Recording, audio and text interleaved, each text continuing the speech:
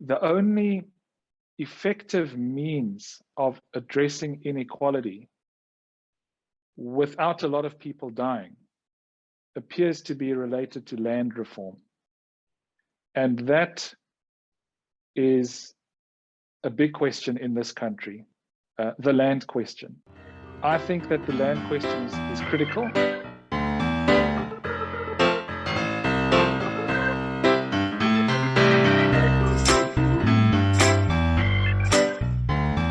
Good morning again. Are you in Cape Town today, or where are you? Are you at Harvard? Yes. Are you in Cape No, Town? I'm based at UCT. So I'm in Cape Town in my office. Okay.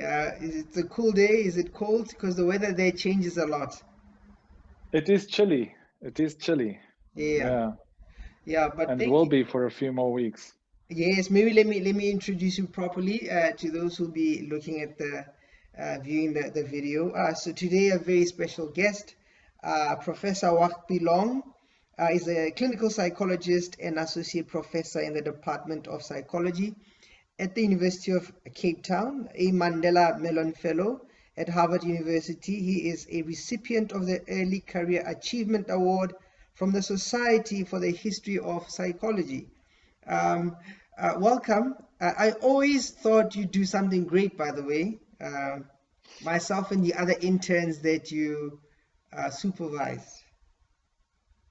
Well, Thabang, we're only as good as our students, and you've gone on to do great things yourself. Thank you very much. I was actually quite excited for today, having read your book. I remember seeing it on TV. I don't know, somebody was advertising it and I was so excited. And my excitement wasn't disappointed when I got to read it. And yeah, it felt like I ate something. And so I'm quite excited to get into it. So, yes, so you said the book was 5 years in the making, 5 months in writing. What was that like? Were you sounded like you thought a lot, you were thinking a lot, reflecting a lot, and you got some time to pen it in those 5 months? Yes. So I started thinking about this book around 2015. When I was based at the Hutchins Center at Harvard. And at the time, I was writing very much about African psychology. And I thought that I wanted to write a book that could bring some practical relevance to the discipline of psychology in South Africa. Yeah.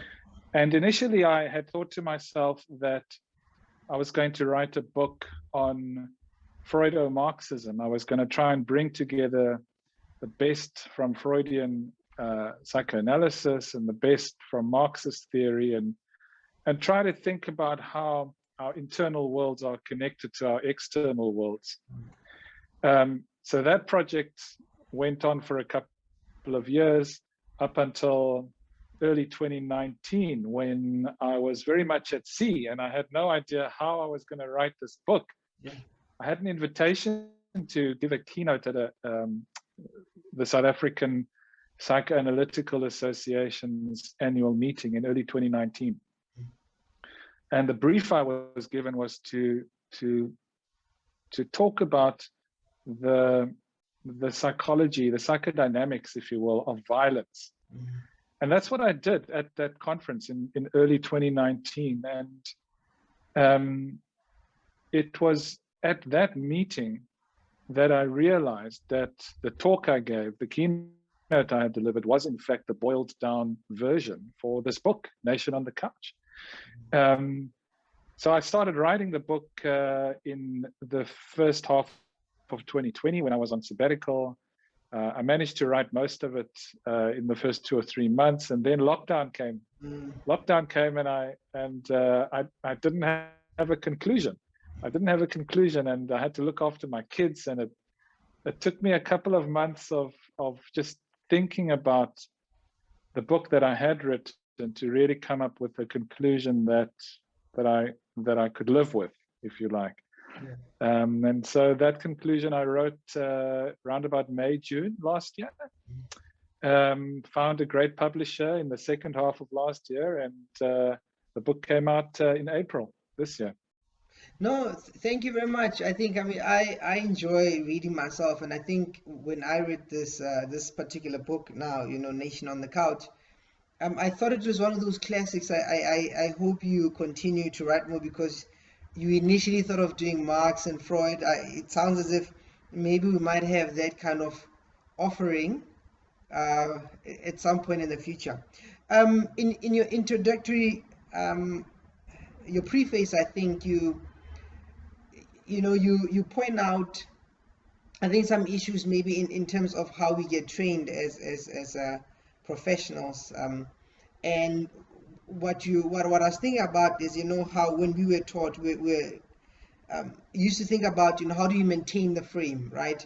How do you at the university, there's a structure that you can follow, but then you leave the university, leave the institution, and you go into communities, and you are dealing with, you know, sharing offices, and, you know, now you are challenged by the separation that you point out, where we focus more on the internal.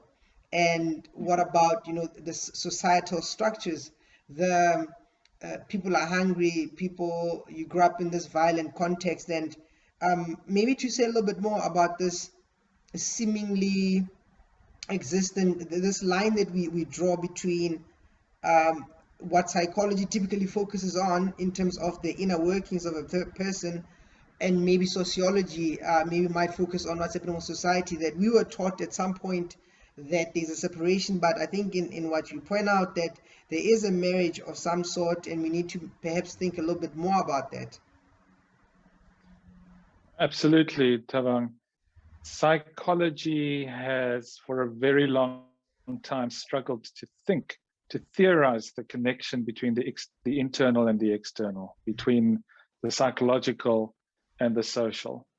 And of course, within the world of psychotherapy specifically, that is also a tension that has been present historically, and even up until present times, I would say.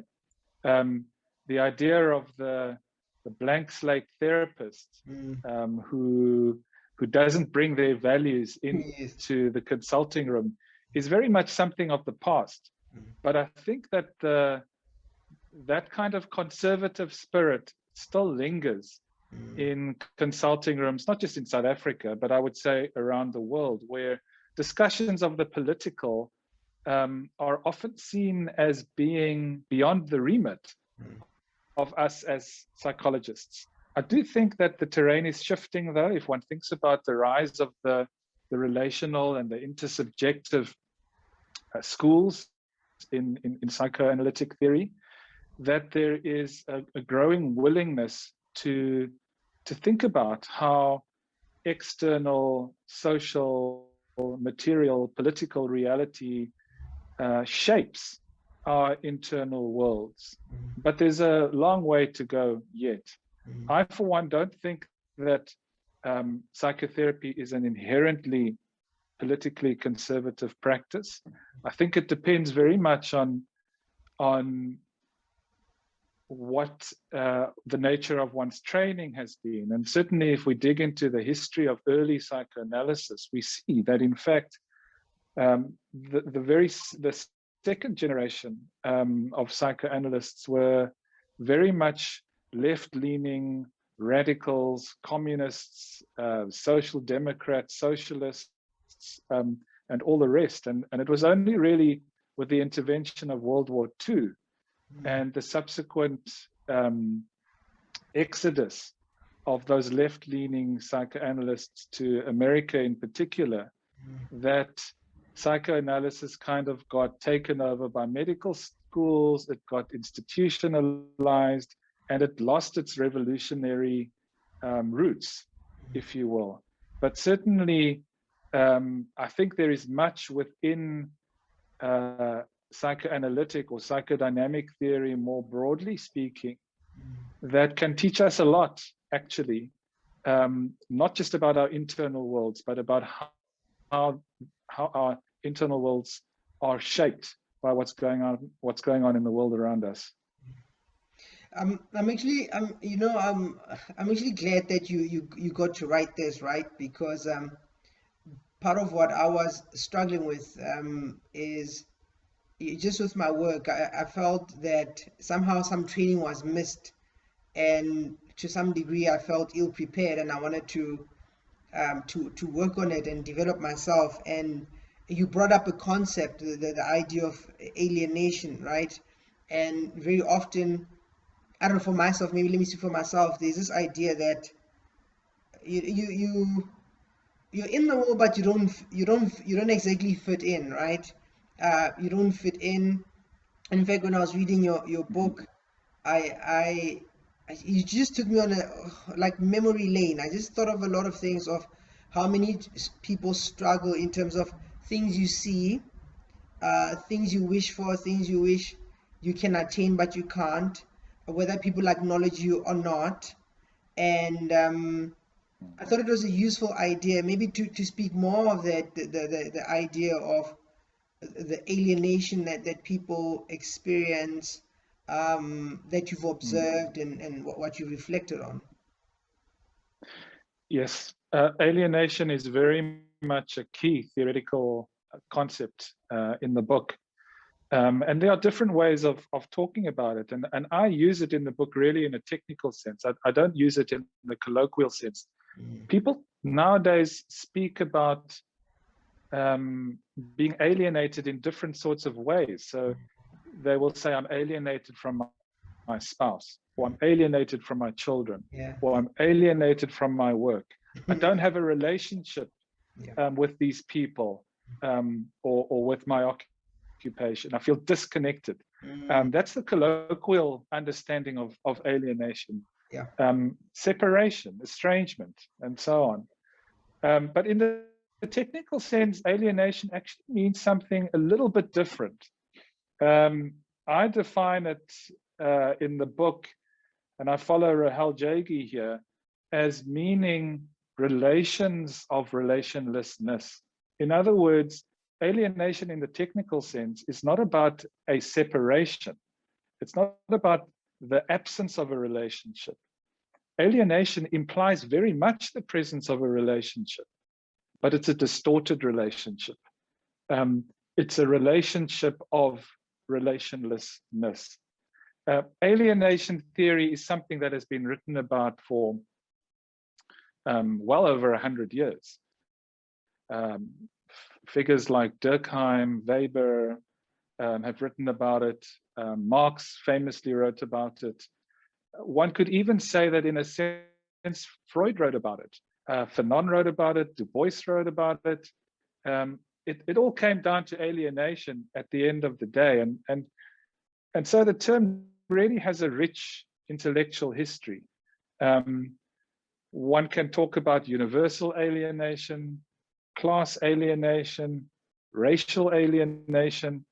And maybe it's useful if I just briefly talk through those different kinds of alienation.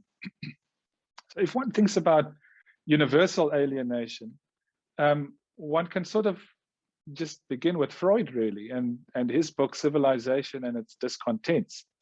And the argument he makes there is simply that because of our drives, our sexual and aggressive drives, we are not at liberty to express them freely. A functioning society cannot have everybody just expressing those kinds of drives. And so as a result, the price we pay for living in a society, a functioning society, is that we become alienated from those drives. And this is why Freud's ambitions, as far as psychoanalysis were concerned, were in some sense quite modest. The goal of psychoanalysis was not to make people happy. The goal of psychoanalysis was to transform, and I quote, neurotic misery into ordinary unhappiness. So the goal was, the bar was set very low, because Freud had this understanding that for the individual living in a society, that that is all about efficiency and order, there is a trade-off that must happen. And so the price we pay for living in a civilized social order is that we become estranged from our very selves. So that's universal alienation. It applies to all of us. What could they talk about class alienation? And of course, Marx wrote about this, the early Marx wrote about it, particularly in his Paris manuscripts. So Marx is writing about alienation and in a capitalist society.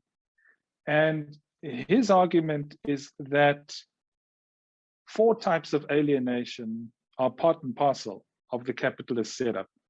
Now, it's worth keeping in mind that Marx is writing these words in the middle of the 1800s, and yet 170 odd years later, those words still ring true. He writes that in a capitalist setup, one is typically alienated from the product of one's labor. In other words, in a capitalist setup, workers don't get to take home what they produce. You can spend 40 years in a Mercedes-Benz plant, but you will never drive home in a Mercedes-Benz. The second form of alienation in a capitalist setup is that one becomes alienated from the very activity of work, because for most of us, work is dehumanizing. The kinds of work that we have to do are dehumanizing.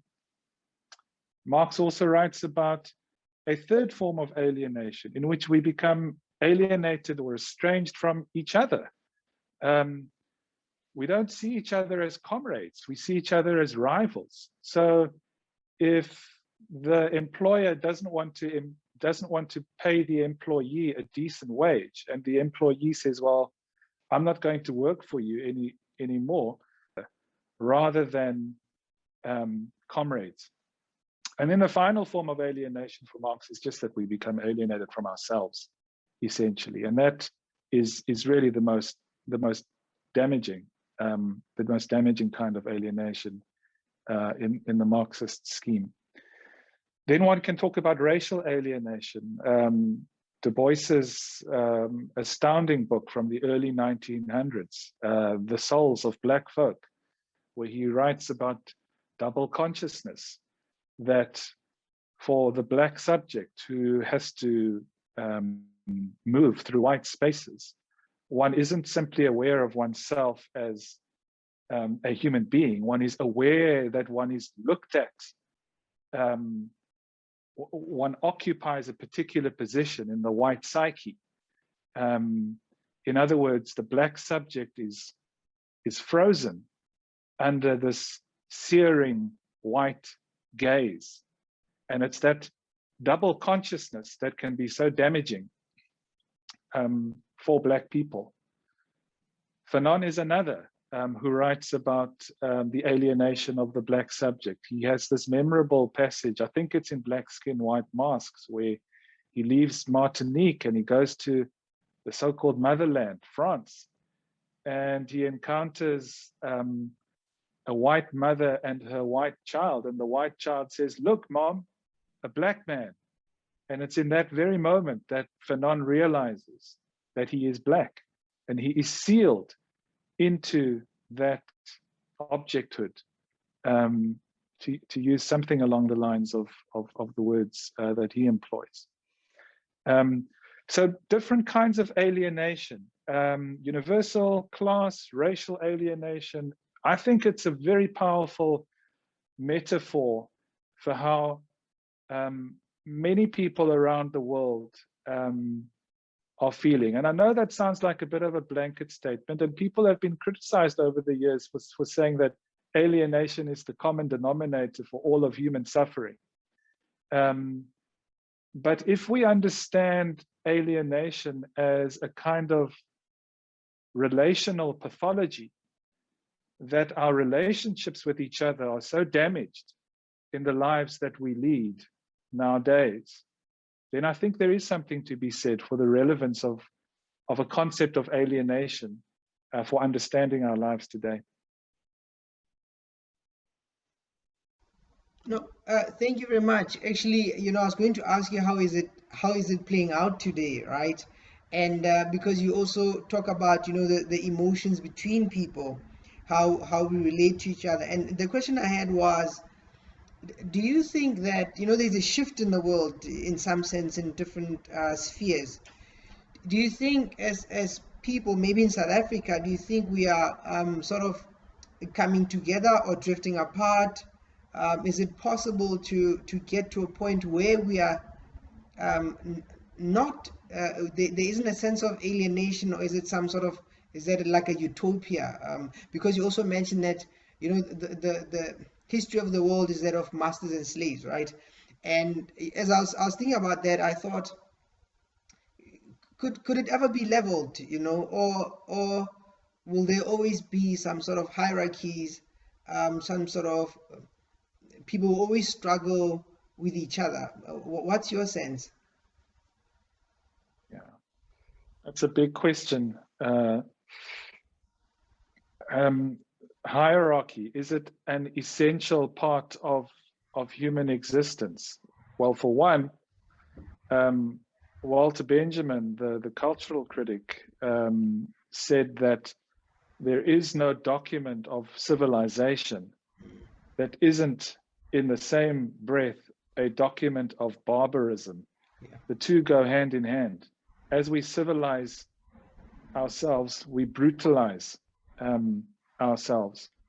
Whether we can ever get to a point of living in a non-hierarchical way, I don't know. I don't know that history has a mind. I don't know that there's a point to it all, that we are headed towards some utopian future. If one just thinks about the question of hierarchy as far as income inequality is concerned, and we think about how to deal with that problem, Thabang, there are no easy answers.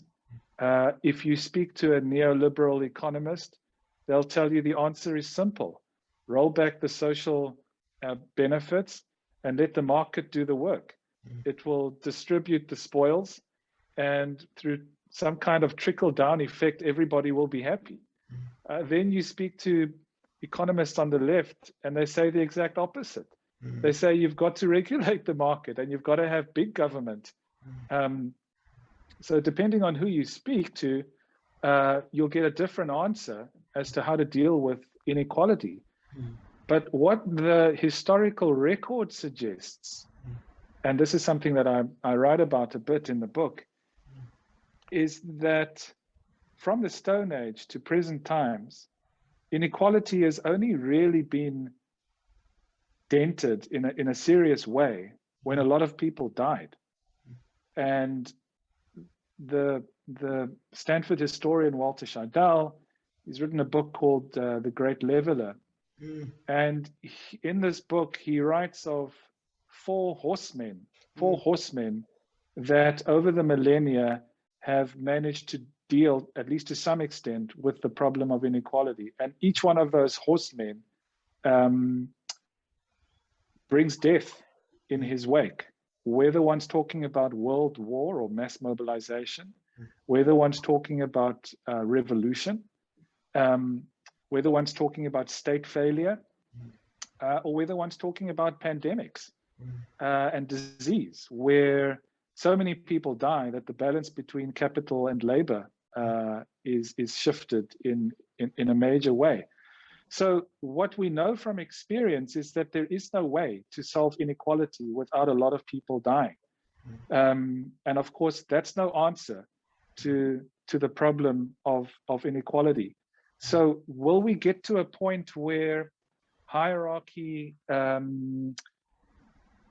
can be less of a salient feature in our lives? I think the jury is very much out on that. But I will say this, that just because we don't have the answers for how to deal with hierarchy, and not just class hierarchy, but gender hierarchies, racial hierarchies, hierarchies of whatever kind, just because we don't have the answers, doesn't mean that our aspirations are dead in the water. If I can use a sporting metaphor, Thabang, I don't know if your your viewers are Man United fans or Liverpool fans, but I think about Steven Gerrard's attempt to win the Premier League about 6 or 7 years ago, when Liverpool came very close. And every time Liverpool won, Gerrard would say, "We go again." And then they'd win another game and he'd say, "We go again." And then, of course, he had that notorious slip in the Chelsea game. But it was always about, we go again. Yeah. And of course, Liverpool didn't win the league that year. They only won it, I think, 3 or 4 years later, under a different manager. But the point is, we go again.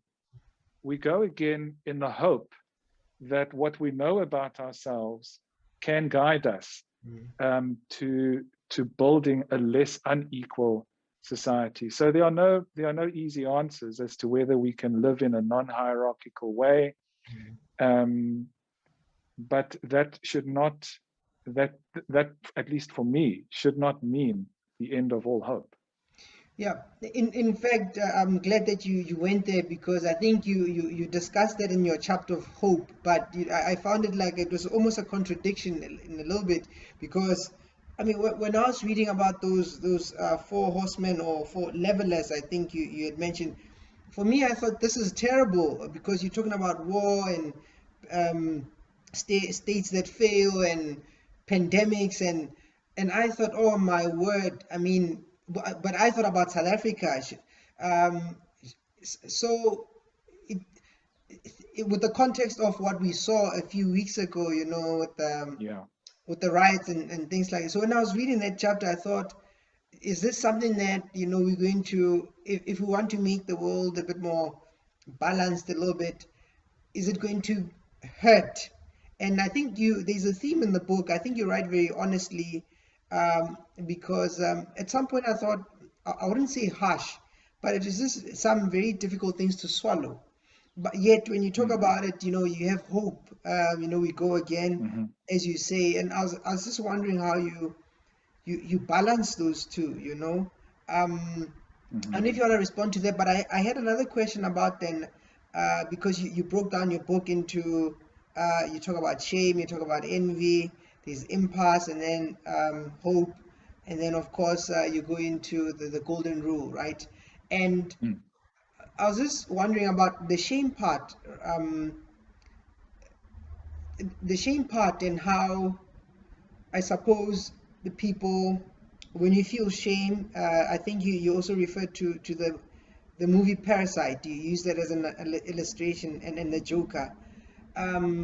Just in terms of shame and how that can cause classes to have a disrupted relationship, but also how it can manifest in violence in a bit, or in terms of, or if I can phrase it differently, if I feel shame, I can get to a point where I can make you recognize me, you know, and that might come in a harsh way or in a violent way. I thought that was an interesting idea.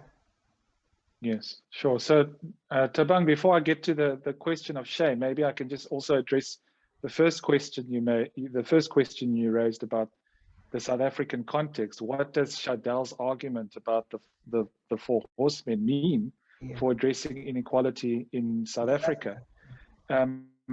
One of the points I make, I think it's in that chapter on hope, is that the only effective means of addressing inequality without a lot of people dying appears to be related to land reform. And that is a big question in this country, the land question. I think that the land question is critical for addressing inequality in South Africa, and I don't presume to know how that should work. I leave that to our political scientists and all the other relevant disciplines that would have something informed to say about that. But the historical record appears to suggest that land reform, and there's an asterisk here, land reform with the threat of violence is how one goes about dealing with inequality. That's what the historical record appears to indicate. Why must it be with the threat of violence? Well, one can just see what happens in South Africa when people start talking about expropriation without compensation. No one gives up anything valuable without a battle, unfortunately. And so the land question, it's a very sensitive one in this country, but it's a critically important one. And of course, the other thing I think that's worth saying is that, in my view, the land question is not just about material inequality. It's an existential question, because there is a psychological resonance to the land question in this country that I think is all too easily overlooked. So when it comes to inequality in South Africa, I think the issue of land reform is critical. But let's come to your second question about shame. So the argument I make there is really that the experience of inequality is deeply shameful.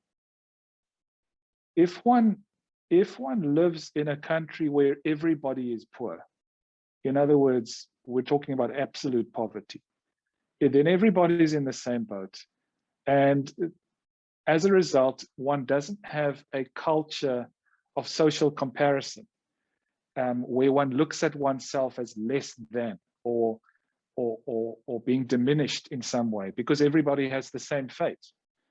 But in a country like South Africa, which according to some estimates is the most unequal in the world when it comes to Gini coefficients for income inequality, then one's talking about not just absolute poverty, but relative poverty, i.e. inequality.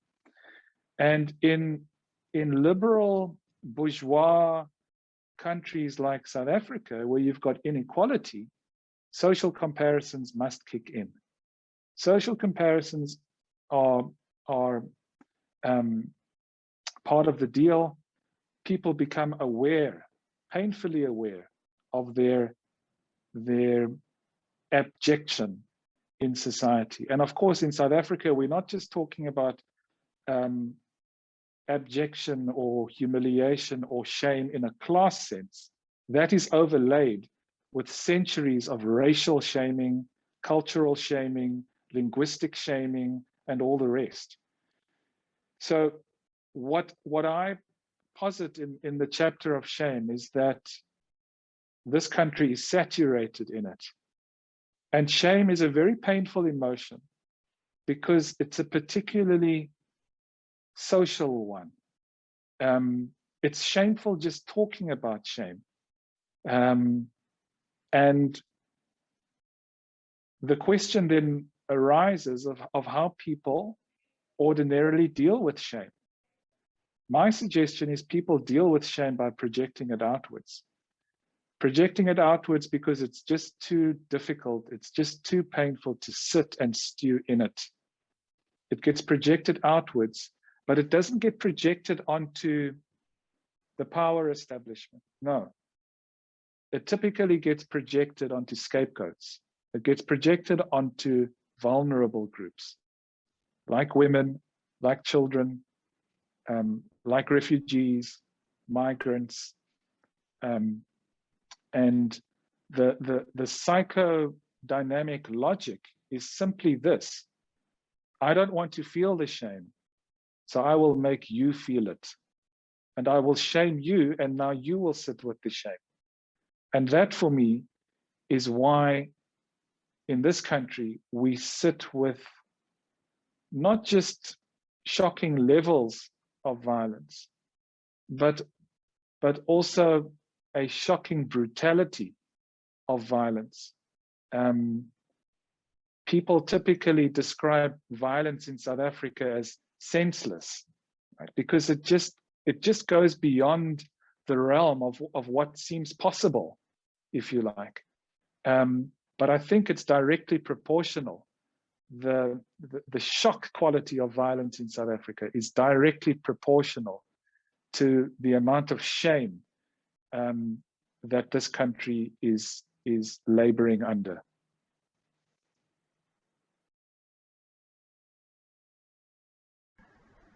Yes, no, thank you for that, because why that stood out for me, and partly because, you know, when we talk about violence and more specifically GBV, very often the discussion goes to, you know, people talk about it's just, you know, toxic masculinity, it's the patriarchy, and I see that, but I think when I read what you wrote, you know, I thought you said somewhere, you know, it's something that has explanatory power, right?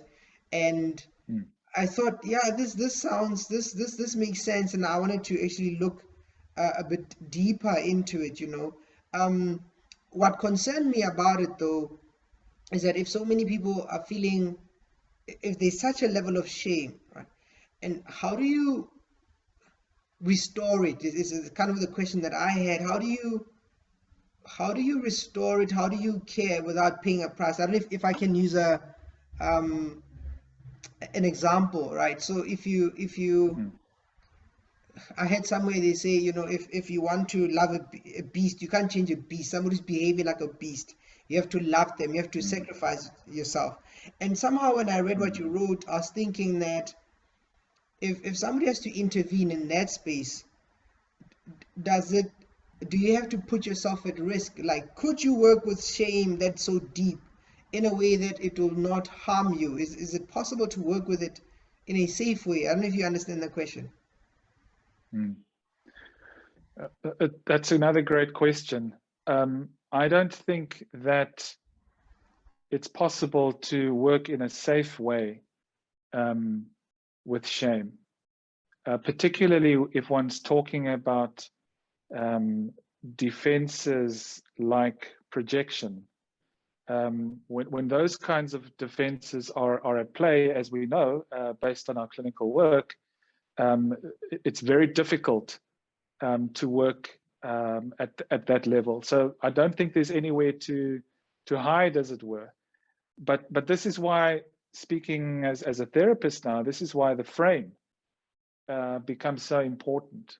The frame as a container, if you will, for those projections. So the other thing, I suppose, that we should keep in mind is that what's the alternative to shame?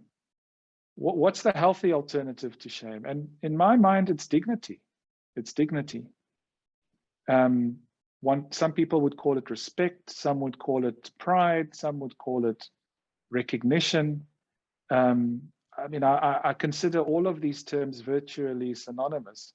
I like the word dignity, though, because dignity is something that the ancient Greeks considered to be part of human nature, that human beings crave dignity. And when we are forced to live our lives in a society that strips us of our dignity, then we are basically being treated as other than human, essentially. So the question of restoring dignity to people's lives is, I think, crucial. If one thinks about identity politics, which is very much the dominant form of, if you like, popular politics today, I think that that's exactly what identity politics is about. It's about converting shame into dignity, whether one's talking about racial shame or a gendered kind of shame, that's or a classed shame. That's really what the struggle is about. It's about recognition. It's about dignity. It's about respect. But I think we also have to be careful of turning this into some kind of psychological mission. Of course, that's part of the deal. And I go into it in the chapter on the golden rule. Treating each other respectfully, with empathy, as we would want other people to treat us. That's an important ethic for daily living. But at a structural level, things need to change. One cannot simply psychologize what are very clearly social and material issues. The position I take in the book is simply that these are complex issues that have material components, but they also have psychological components, that the internal and the external are linked. But we must be careful of making the mistake of collapsing the balance in one direction or another. In other words, we must be careful of saying these are purely material problems or these are purely psychological problems. We've got to keep both of those tracks moving. I like what you say there. You know, I'm actually having a trip as you respond, because as you're responding, I had a question, and then you sort of flow into that. You know, you continue with the thought that I'm having, and I just wanted to then go into the I suppose the identity politics a bit more, and because you do mention somewhere about the way in which the conversations are had. So I just thought maybe to ask you that, do you think in the way that we are communicating, I mean, the left, right, the way in which the conversation is being had and what we are trying to adjust as a society, do you think we are doing it in a helpful way, or do we need to adjust something? You know, what are your thoughts? What do you think? Men are trash.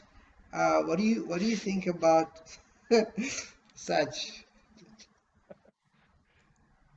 Identity politics, I think, is profoundly psychological. It's profoundly psychological, and it draws our attention to the importance of dignity in people's lives. What worries me, though, about identity politics is that we risk using markers of identity to deny the common ground that cuts across those identity markers. Gender difference, sexual orientation difference. It's quite an anti-humanist, anti-universalist mentality, I suppose, that's taken hold of the academy. Now, I can understand why that's happened. Fanon himself wrote about the hypocrisy of the humanists. The hypocrisy of the humanists who kept on talking about man, the universality of the human family, all the while slaughtering people on street corners all over the world. So humanism, universalism, it sort of talks left, but it walks right. It's got that historical layer of contradiction to it. But in the same breath, we have to, I think, be careful of the excesses of stressing what separates us. If one thinks about Black consciousness, for example, essentially a psychological project around restoring the pride of Black people in South Africa, Biko's vision was nonetheless that at the end of the day, we must move towards a non-racial society. That was always the goal. And the more entrenched we become in stressing racial difference, for example, the harder it gets to reach a non-racial society. So it's a double-edged sword. Identity politics has brought to consciousness the issue of dignity. And the value of doing that is inestimable. But on the other hand, identity politics taken to an extreme runs the risk of reifying difference, making it insurmountable.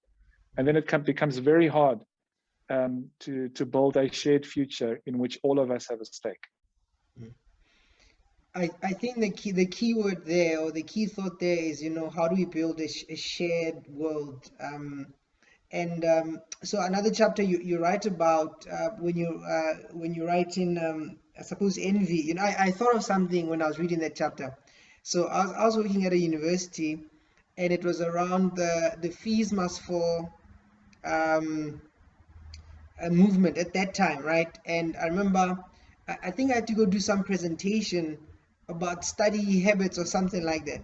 And when I got there, then the students were so upset. We had to discuss what had happened the day before, and so everybody was talking about how the security guards would get the black students, but when the white students came along, they would not be as rough with them.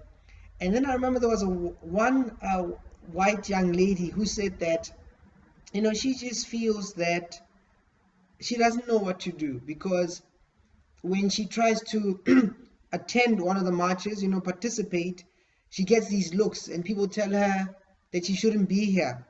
And then she gets in a car, she goes home, and she'll be with her grandparents who'll tell her, black people this, black people that. And I thought, and she just didn't know what to do. So I remembered that, and in that same chapter, so I thought of that story. But you talked about, I suppose, with envy, this idea of, if I can't have it, you can't have it too, maybe to share some thoughts on that. Sure. So my reading of fallism is a psychological reading. And at the heart of that is the relationship between Black students and historically white institutions. The argument I make is that it's essentially a relationship of dependence. It's a relationship of dependence because for many Black students who come from impoverished backgrounds, they are massively reliant on the institution in all sorts of ways. I mean, not just as a provider of knowledge, but also a provider of accommodation, a provider of food, a provider of social networks, provider of all sorts of support. But in the same breath, those historically white institutions are perceived as alienating, racially, culturally, linguistically alienating. There's almost there's a perversity about it all, that the historically white institution promises so much, and it promises more than anything a life of dignity, and yet it is experienced, psychologically speaking, as withholding. It's experienced as withholding, as frustrating, and of course as massively shaming. I then draw on Klein's theory of envy, and I argue that in such a setup where you've got dependence along with an experience of a frustrating and a withholding and a shaming object, i.e. the elite university, envious destructiveness must take place. And we saw that. We saw that in terms of, for example, the burning of artwork, the dumping of feces in lecture theaters, quite a literal, actually, realization of Klein's theory on envy. Acts of arson, looting of university facilities and so on, hundreds of millions of rands of damage. And of course, the question of why do South Africans burn on a Friday what we need on a Monday? Yeah. If I can use Jonathan Janssen's phrase, it's the same sort of, it's a similar sort of question that one would ask when people burn down a fire station in a township, or when government officials loot our state institutions. Why do we burn on a Friday what we need on a Monday? Yeah. At least in the case of the student protests, I argue that there is essentially an envious destructiveness at play. And that, again, Thabang, maybe I should just say this, that this is not a moral judgment, because as we know from Kleinian theory, envy is a normal part of human life. But in contexts of deprivation, such as in South Africa, the effects of envy are so much more harmful, because there's kind of like a zero-sum logic. where everything will get burnt down, and in the end, everybody will pay the price. You know, actually, when you speak about when that was happening, I was actually wondering where you were, because I knew you were at the university, because you were in the thick of things. You know, I was wondering, what do the lecturers do when the students are marching? And the other question I had was, have any of the students read the book? Have you gotten any backlash? You know, somebody who read your book and gave you an interesting comment about maybe you sit in an Eiffel Tower somewhere, an ivory tower, excuse me. So so where were you, and have you gotten any sort of nasty notes, tweets, letters, emails? I've gotten some nasty emails from white people, Thabang, who have told me to immigrate back to wherever it is that my ancestors come from.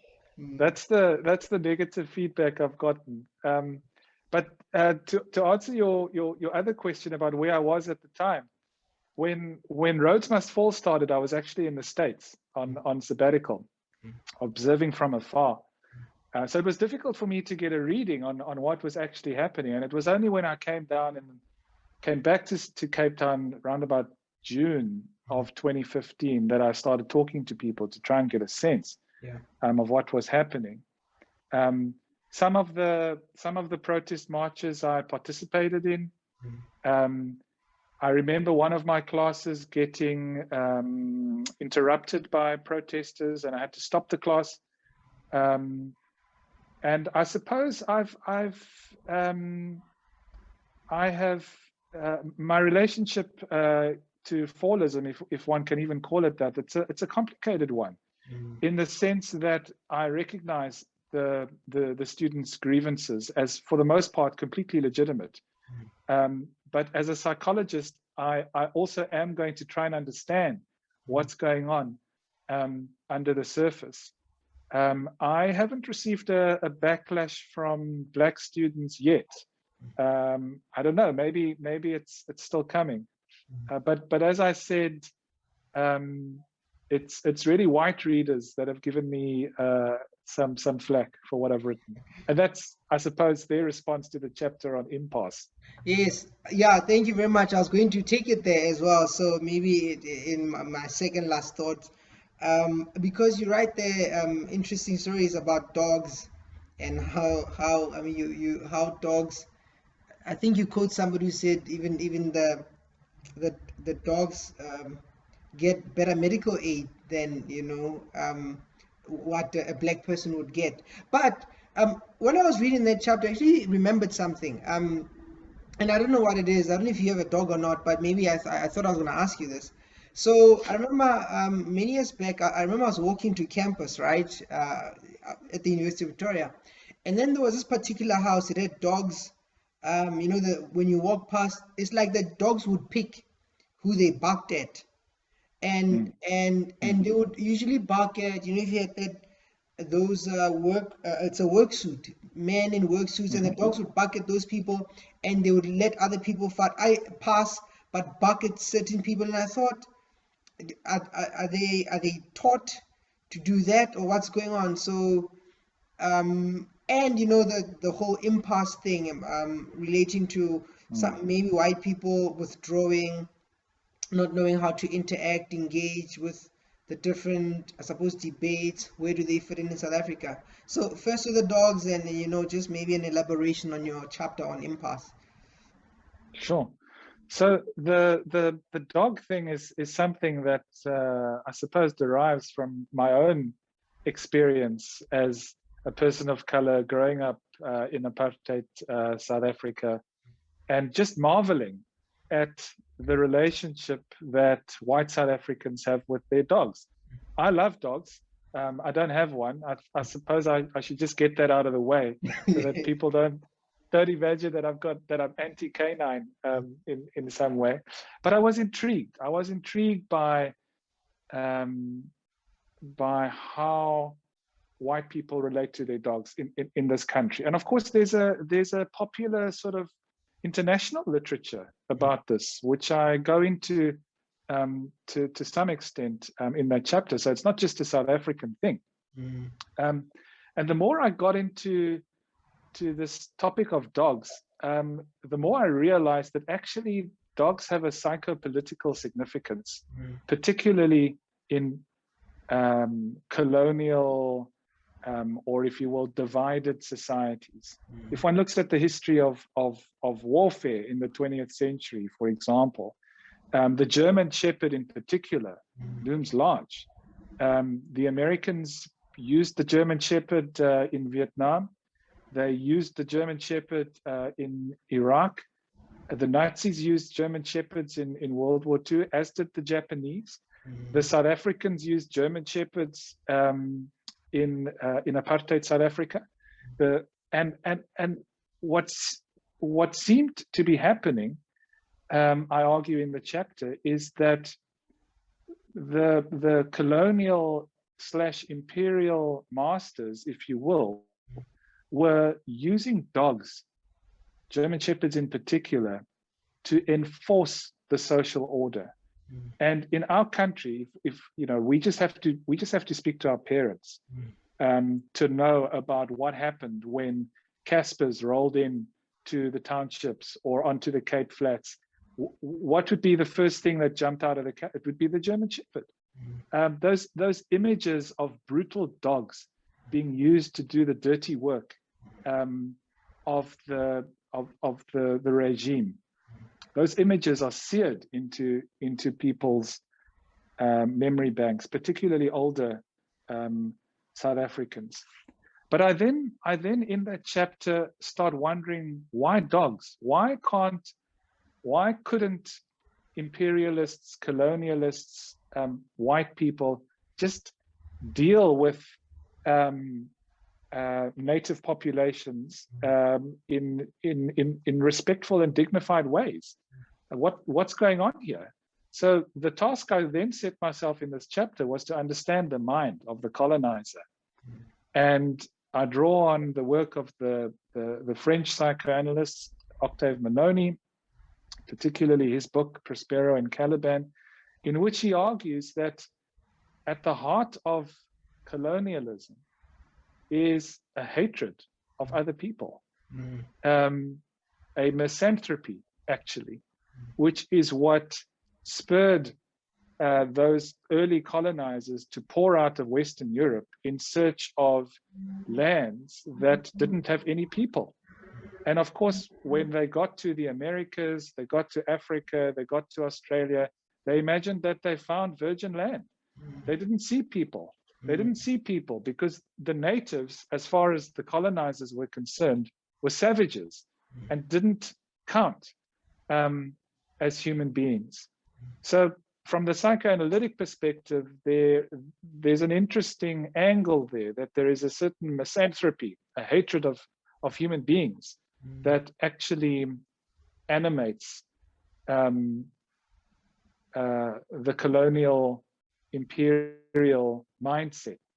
And of course, I then look at this in the context of South Africa in particular. I make observations about white people and their dogs, observations around how white people in the post-apartheid areas seem to have retreated from public spaces into security estates with high walls, electric fences, boom gates, private armies, and of course, powerfully built dogs all over again. The immigration question just goes on and on. I need to immigrate because there's too much crime, because there's affirmative action, you know, it just goes on and on.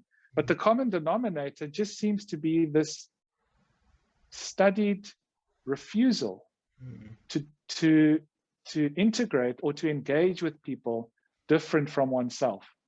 And that's what the chapter of Impasse is really about.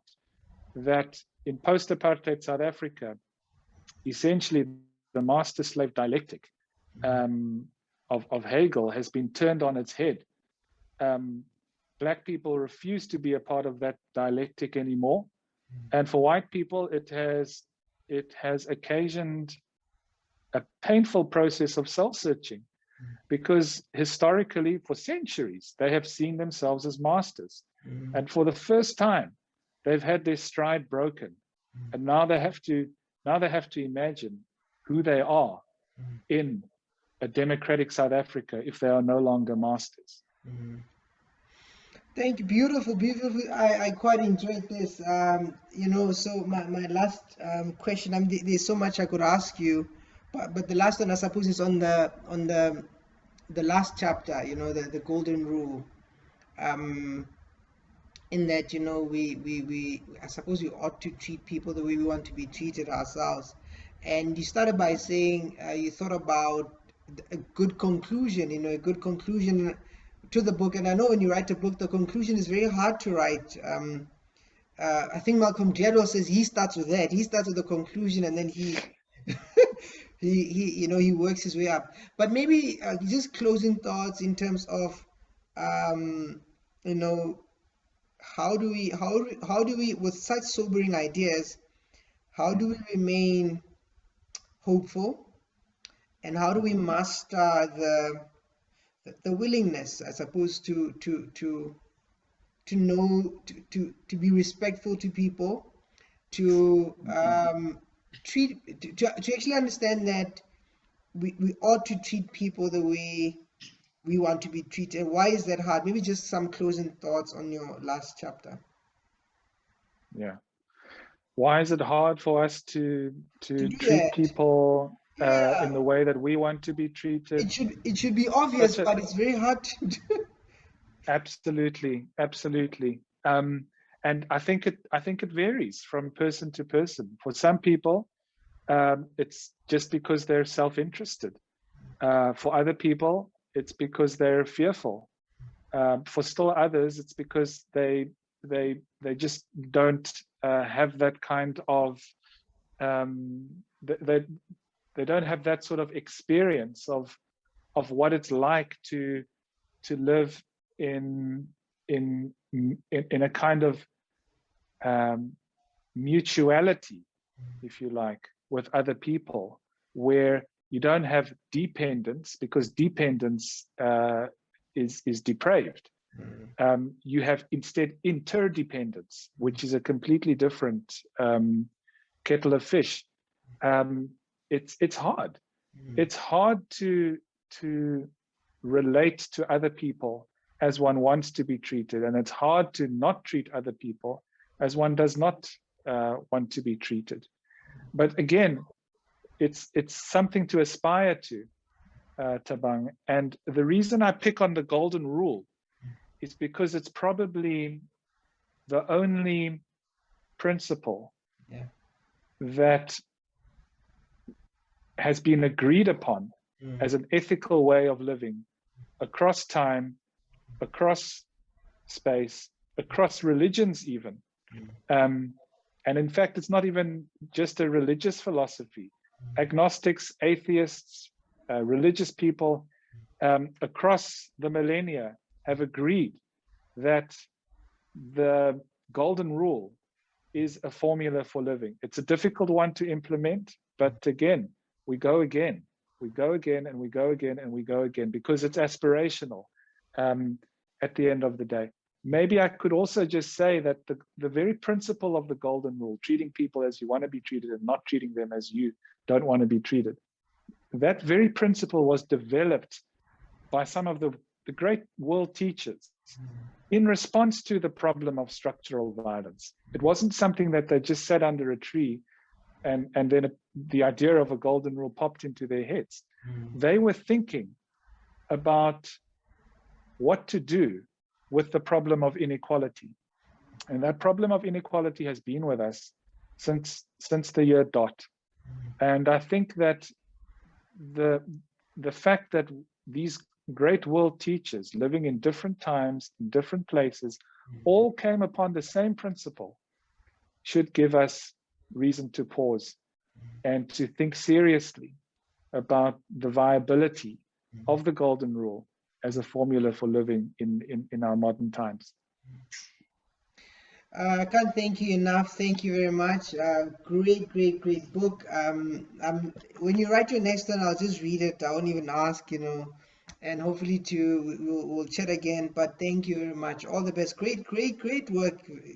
It's one of my favorites. I don't enjoy all books, but this one I did enjoy. Thank you very much.